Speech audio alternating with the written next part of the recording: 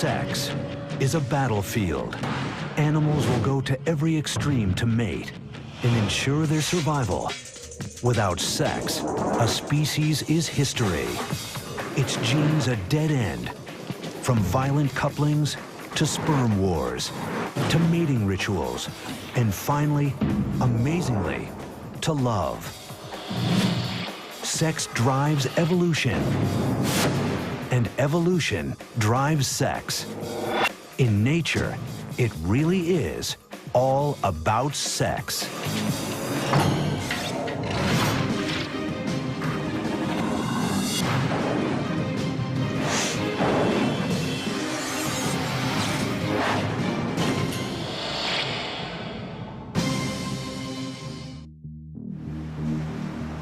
Just off the coast of Bimini Island in the Bahamas, scientists are studying a marvel of evolution. Over millions of years, evolution has built the protruding jaw and razor-sharp teeth of the ocean's master predator. But sharks are more than just killing machines. They are pioneers of sex. 500 million years ago, sharks really invented what people would call sex. Sam Gruber has studied sharks for 45 years. People basically don't know much about sharks, and they think of them as the death fish from hell, but really they're highly, highly sophisticated, tremendous animals. In addition to complex navigation and communication systems, sharks were one of the first to develop a whole new way to have sex. May not look like very much, but it represents a huge evolutionary leap in reproductive behavior. If you look very closely, you'll see these two little finger-like projections, which are called claspers, are actually the penis of the male shark. 400 million years ago, sharks became one of the first vertebrates to evolve a penis. But they were hardly the last. Over millions of years, the penis proved so valuable that it evolved independently in animals as different as insects, birds, and reptiles. The penis is a good example of convergent evolution because it serves one purpose, but it's arisen in many different ways in a variety of organisms. But how did the penis become so vital? 700 million years ago, sharks, fish, and other vertebrates have yet to evolve. Sea life is instead comprised of simple, single-celled creatures. To pass on their genes, they don't have to partner up. They can reproduce by themselves.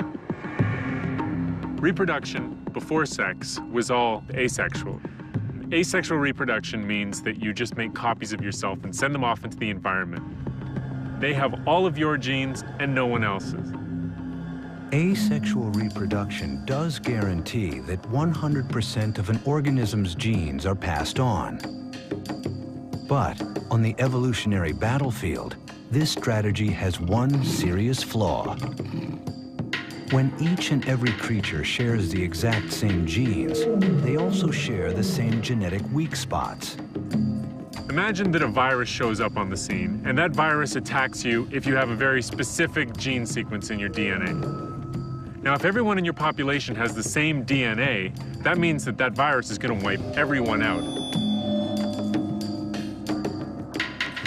But with sexual reproduction, the mixing and matching of genes increases the odds of at least some individuals living on. The secret to survival is sex. The first animals to adopt sexual reproduction emerged 600 million years ago. But the sex they practiced is not what humans might imagine. These passive creatures, relatives of modern coral, were tightly anchored to the sea floor. How can you mate when you can't move? Cast sperm and eggs on the waves and hope they meet. Each summer, billions of coral polyps simultaneously launch their reproductive cells into the current. Each coral releases both sperm and egg, but instead of combining with each other, they wait until they encounter the seeds of another coral. No one knows how they do it. This mass spawning is one of nature's most arresting spectacles. But it evolved as a matter of survival. Mass spawning by corals could be called a defense mechanism. Having all of the eggs and sperm released at the same time allows some of the offspring to survive even when there are predators around. You swamp the predators, you produce so many that they can't all be eaten by those predators at that point in time. For stationary animals, casting DNA into the ocean may have been the only way to sexually reproduce. But a new class of creatures was about to evolve, and sex would evolve with them. About 570 million years ago, in a very brief period of time, we see the origin of many different, often very complex body forms, some of which are still with us today. Many forms that resemble modern invertebrates, crustaceans. We even see the first fish. These early fish could move like no other creatures that came before. Instead of relying on ocean currents to carry their fate, males could directly target the female's eggs with their sperm. But even this method of mating had its pitfalls.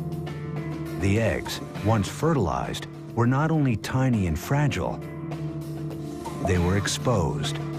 This forced the parents to either stand guard or abandon them altogether. It would take another 200 million years for evolution to come up with a new plan, which is where sharks come in. In sharks, evolution gave rise to an innovation that allowed males to deploy sperm directly inside the females. Sharks invented sex, so to speak. This is just a huge difference from what we see in animals that lived a half a billion years ago. Instead of two fish just randomly spraying their eggs and sperms out into the water, helter-skelter, these animals have to actually come in contact. Sharks are one of the first vertebrates to physically connect during sex. It may sound friendly, but with sharks, it's anything but.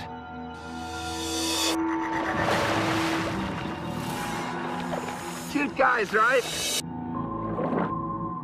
The male will bite her pectoral fin, her arm fin, and roll her over.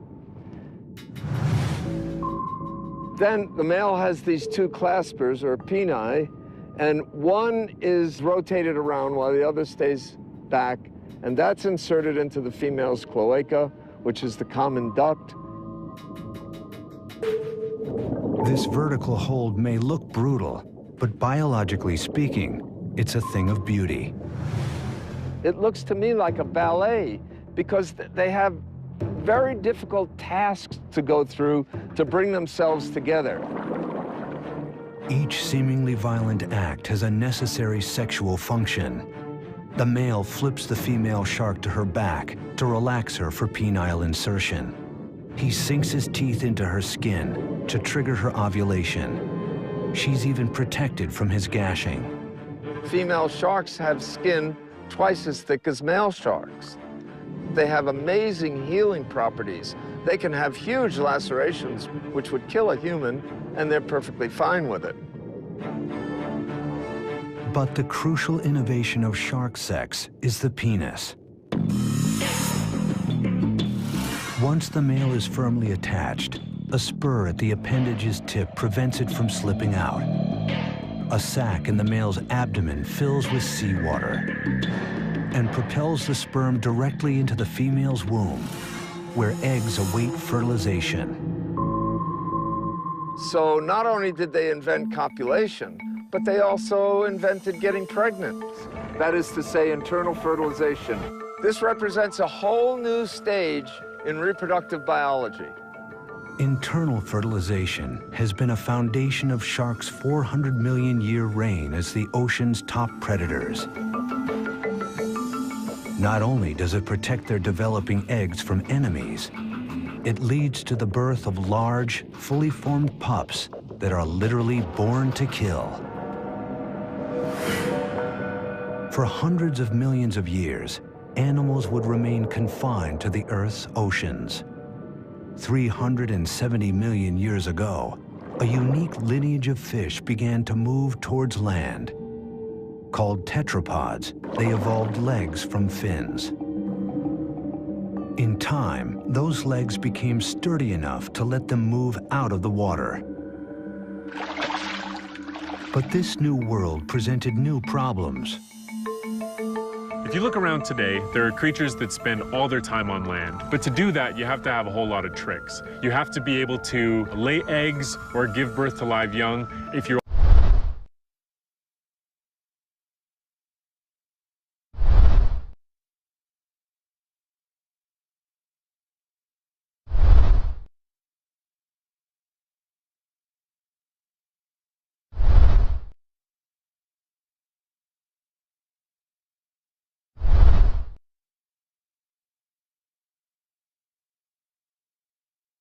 laying eggs, your eggs have to be waterproof. The fish ancestors of tetrapods simply dropped sperm into the current to fertilize eggs. But that wouldn't work on land.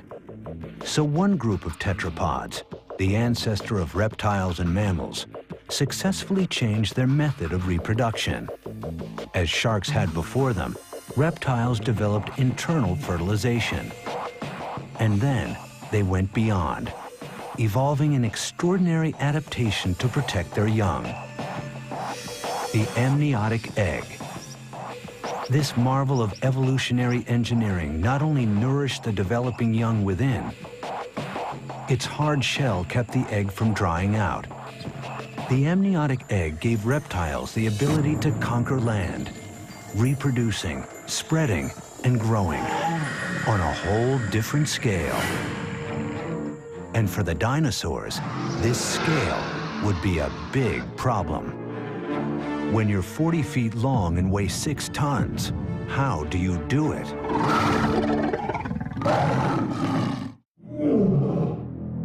If you can't mate, if you can't pass on your genes, your evolutionary history. But what happens if your own size gets in the way of mating? Some dinosaurs evolved to be the biggest animals ever to live on land.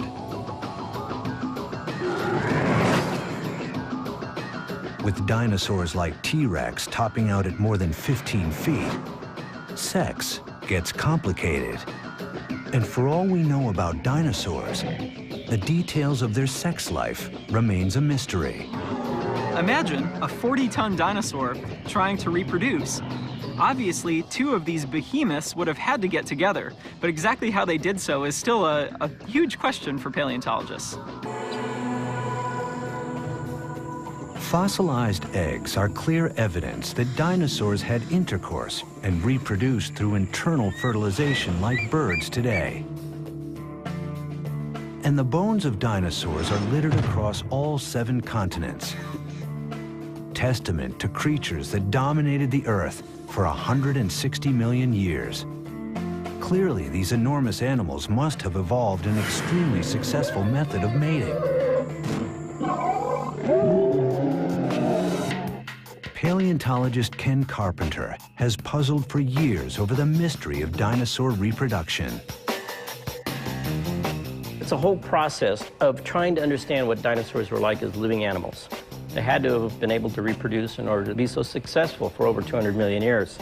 How did the males and females get together? What made Carpenter's investigation difficult was that all he had was bones.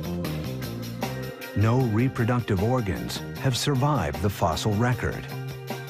To discover what dinosaur sex might have been like, Carpenter turned to a creative mix of comparative anatomy, physics, and deduction. Starting with the dinosaur's reptile cousin, the crocodile. Male crocodiles have unique sex organs, not like the claspers of the shark, but not a penis as we humans know it either. Unlike humans, dogs, cats, they don't have this very long organ that sticks out all the time. It's actually a much smaller organ that's kept inside the body. Most of the time, the male's genitalia is kept inside a slit on his underbelly called the cloaca. During sex, however, muscles inside the cloaca contract, averting the animal's penis. Just 3 inches long in the 12-foot crocodile, the male must insert this tool into the female's cloaca to deposit his sperm. For creatures the size of dinosaurs, that would be like trying to stick a key in a lock by moving the whole building. Was it possible? To find the answer to that question, Carpenter turned to another present-day creature, one that shares the dinosaur's problem of how to fertilize an internal egg, despite its enormous size. The elephant. To reproduce, the male elephant rears up and leans on the female.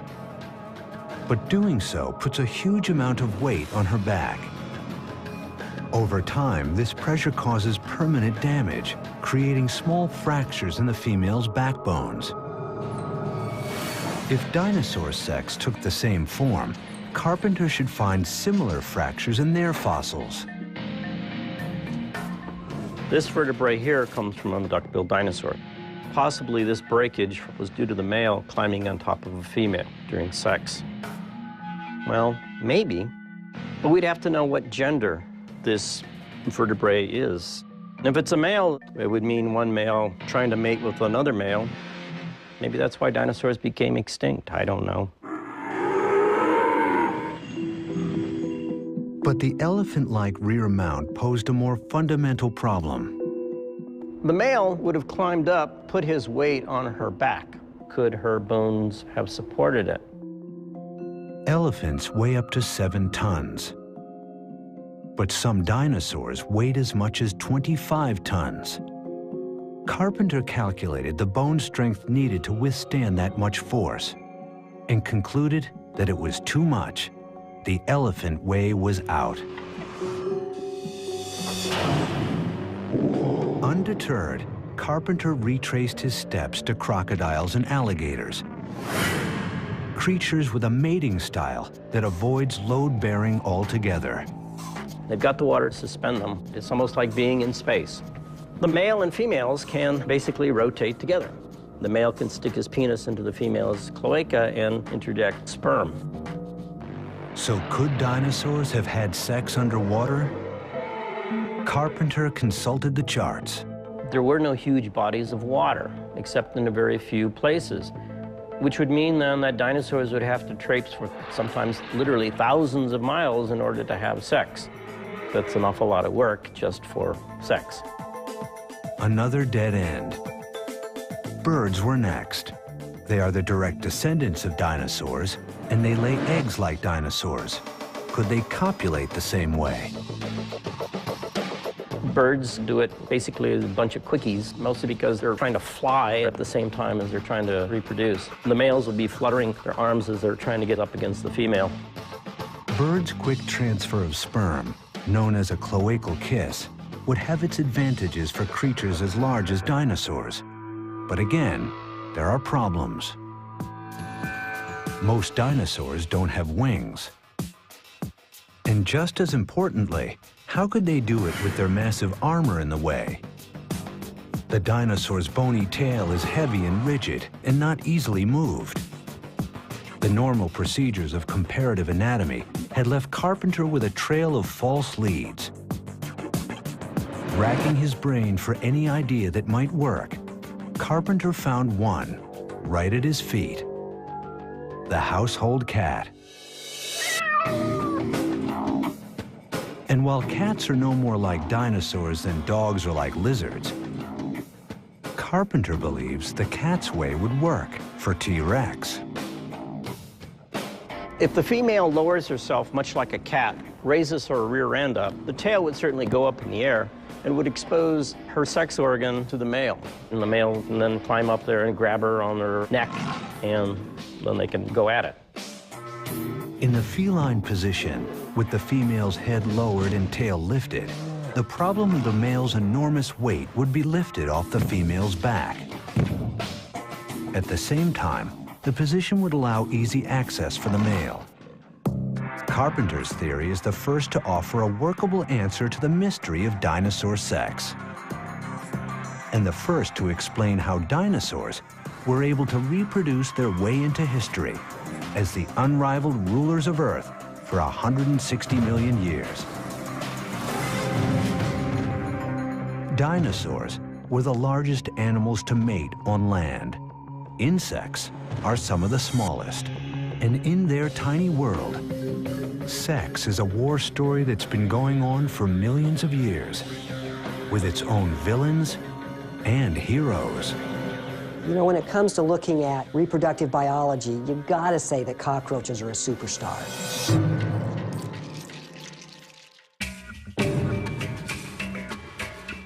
"65 million years ago, an asteroid 6 miles wide hurtles down from the sky and smashes into the Gulf of Mexico. The impact signals the end of the dinosaur age. Their extinction claims half of all species, turning the Earth into a wasteland. But insects endure. How insects outsurvived so many other animals is still a mystery. Some scientists believe the asteroid's impact caused a temperature shift that put insects into hibernation. When they re-emerged, they flourished, developing new ways to reproduce at staggering rates. But in the insect world, sex is more than just reproducing. It's a battle of the sexes, a war over sperm. Sperm competition has been extremely important in the evolution and diversification of insects. Males are, of course, competing to make sure their sperm makes it into the female reproductive tract. At the same time, females are able to manipulate which sperm make it to successfully fertilize the egg. The female seeks multiple sexual partners, giving her offspring a diverse genetic portfolio and a greater chance at survival. But the male seeks to father all the offspring. The more paternity, the better the chances for his genes. What the male wants and the female needs are in conflict, and has spawned an evolutionary arms race, stretching the limits of evolution. A far cry from the shark's simple clasper, insects have evolved the widest variety of penis shapes on the planet. In one of the most shocking, the male damselfly's penis has sharp horns at the tip and spiky thorns down the side. If it looks like a scrub brush, there's a reason. The male uses his tool to scrape out the sperm of his rivals before depositing his own. This technique removes more than 90% of the existing sperm, virtually guaranteeing the offspring will be his. And the males of other insect species take even greater pains to guarantee a return on their deposit. There's a great strategy that some insects and also some mammals have come up with, which is called a copulatory plug. And after a male mates with a female, some of the semen hardens and becomes a plug, and it prevents other males from being able to mate with the female. It's a pretty good strategy. But honeybees take it a step further. Not just using a plug, they are the plug. Tens of thousands of male bees compete for the queen. Only one gets to mate with her. Think he's the lucky one? Think again. Upon reaching climax, his penis rips away from his body and becomes stuck inside the queen. He dies in order to lock his sperm inside her. But despite this ultimate sacrifice, female bees evolved a countermeasure, a way to pop out the plug, freeing the female to choose the sperm of another, maybe better mate. In bees, at least, females are winning the sexual arms race. But in other species, the males are taking the lead. In stick insects, males have gone beyond the removable plug, evolving into living chastity belts. They attach to their mates for weeks to prevent any other male from fertilizing her eggs. And the male love bug takes this strategy a radical step further. Once he locks his sex organ inside his partner's, he throws away the key. The male's commitment to the act is total. Once joined, he spends the rest of his life in the act of copulation. After the couple is through mating, he will die, to be dragged around by the female until she lays her eggs. Eggs all fathered by that single male. From species to species, the sexual arms race is ongoing throughout the insect world.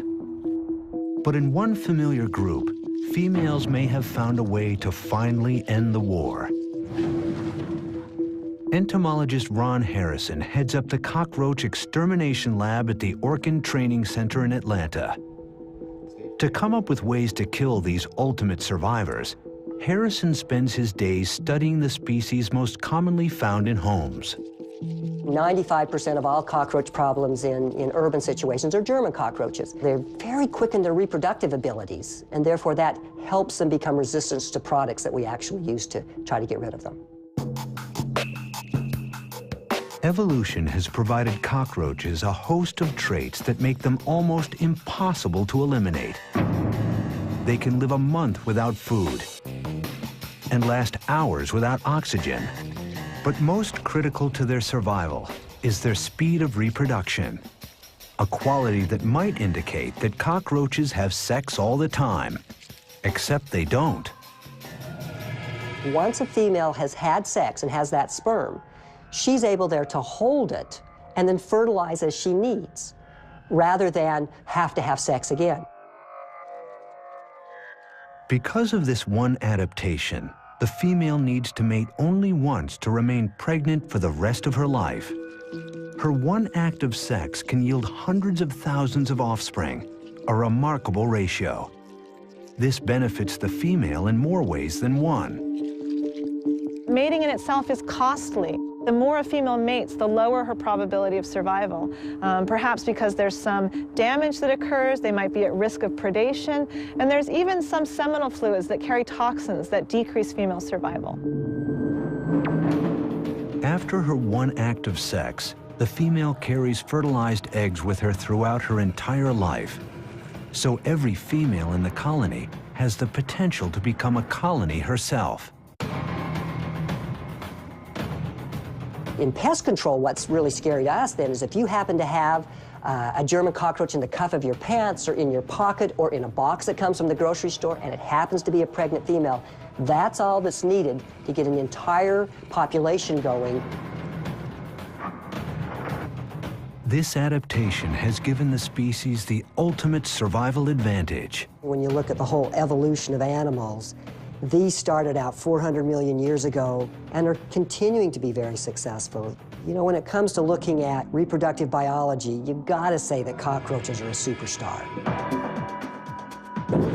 The battle of the sexes has made cockroaches, together with the rest of the insects, the most diverse group of animals on Earth.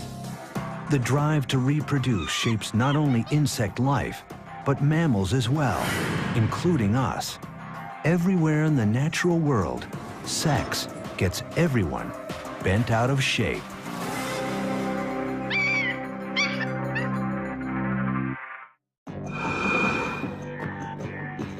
Animals will do anything to mate.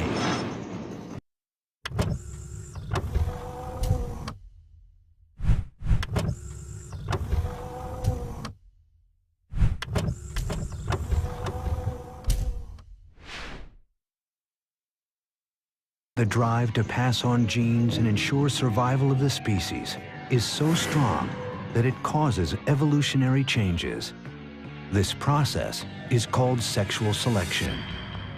It's a type of natural selection, but it's the kind of selection for the kind of traits that evolved not to survive another day, but to win at the mating game. To be successful, in evolutionary terms, your genes have to be in the next generation. As soon as you have sexual reproduction, what you're doing is going out into the environment and looking for other individuals that are doing well and trying to get some of their genes into your offspring.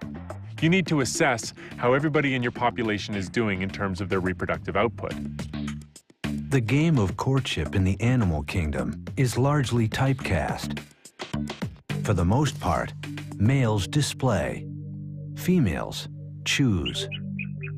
There's not an animal on this planet in the wild that will copulate with anybody. They all have favorites. Too old, too young, too scruffy, too stupid acting, and they won't do it.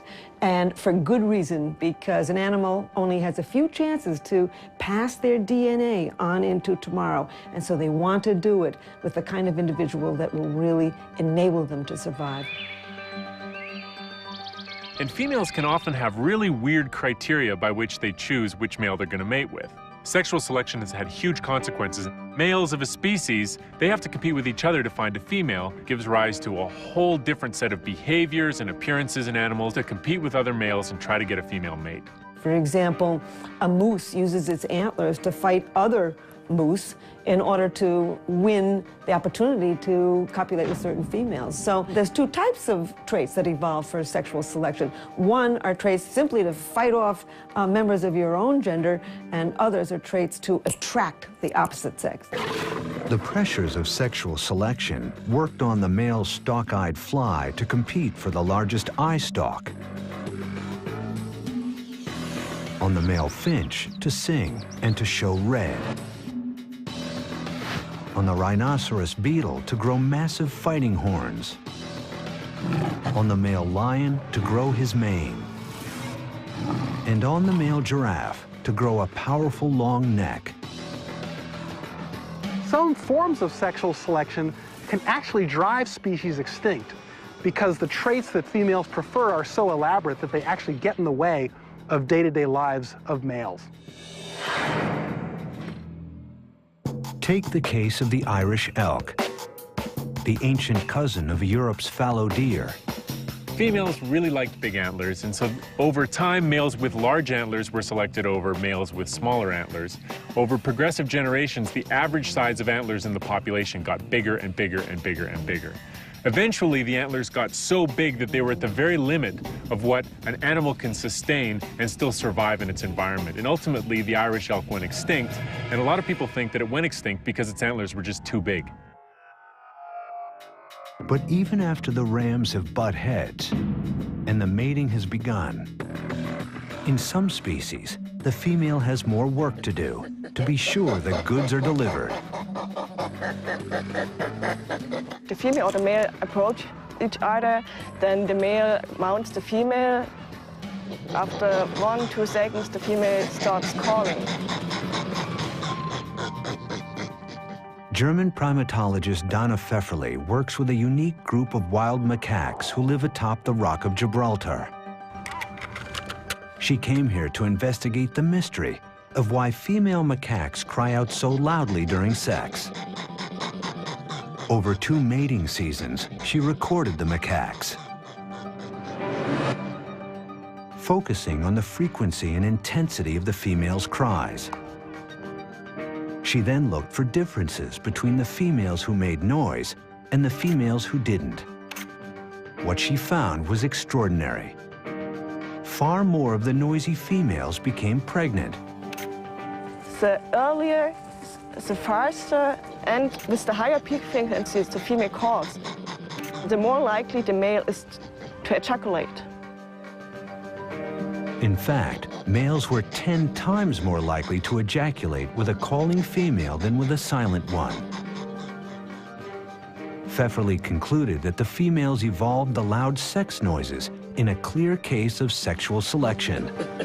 The noises increase the odds of bearing young. They're screaming and shouting for a reason. If he doesn't ejaculate, then what's going to happen is she's not going to conceive. So what she's got to do is she's got to encourage him.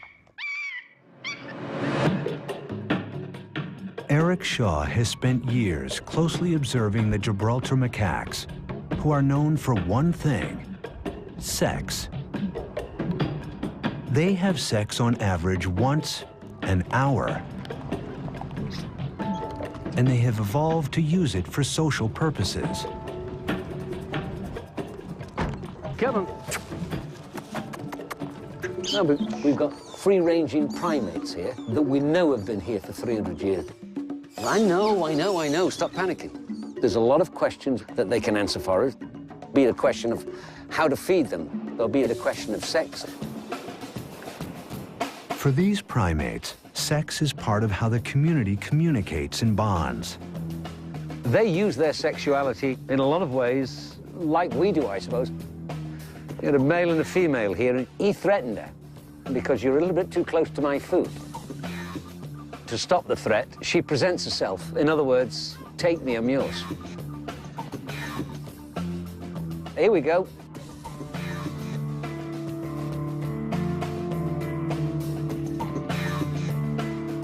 That was sheer, total submission and passiveness. She presented herself, I'm not a threat.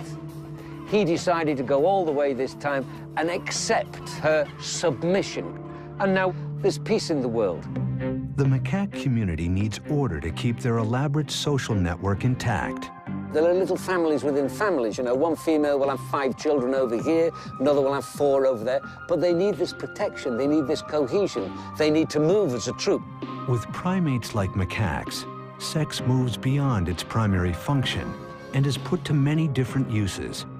The scientists call these behaviors sexual currency. Primates have developed sexual reproduction to an elaborate art. No longer is it just a physical coming together with no consequences other than reproduction. Now it's the fulcrum of many different aspects of primate societies.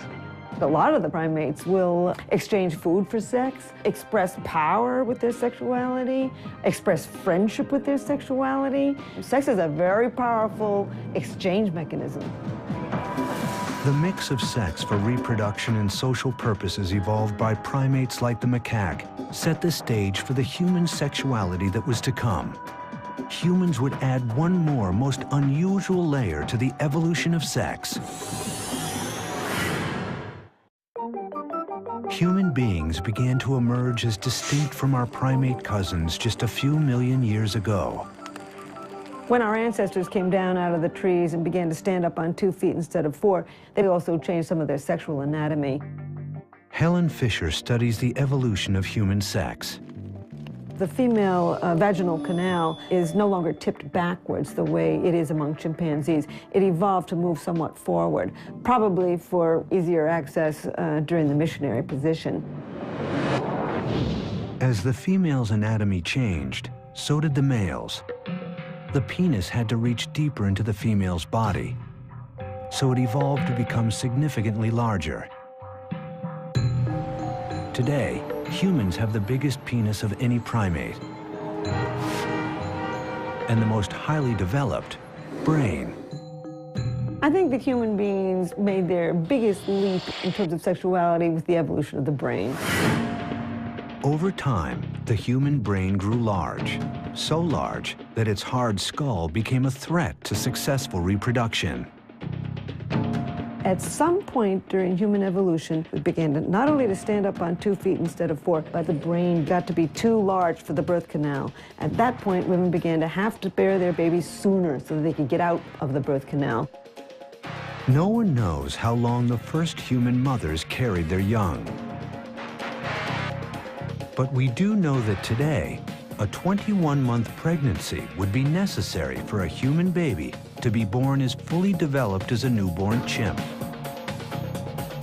With every human born essentially premature, family bonds became a necessity for survival of the species.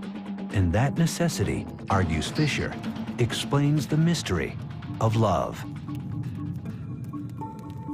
As we evolved babies that would have a very long childhood and even adolescence, we began to need to sustain a partnership with somebody long term. And thus we see the evolution of these romantic love and deep attachment to a partner. Fisher studies the specific areas of the brain involved in sex and love. Inside an MRI machine, subjects are directed to think about their lover by looking at his or her photograph. As they do, their MRI lights up with regions of intense activity.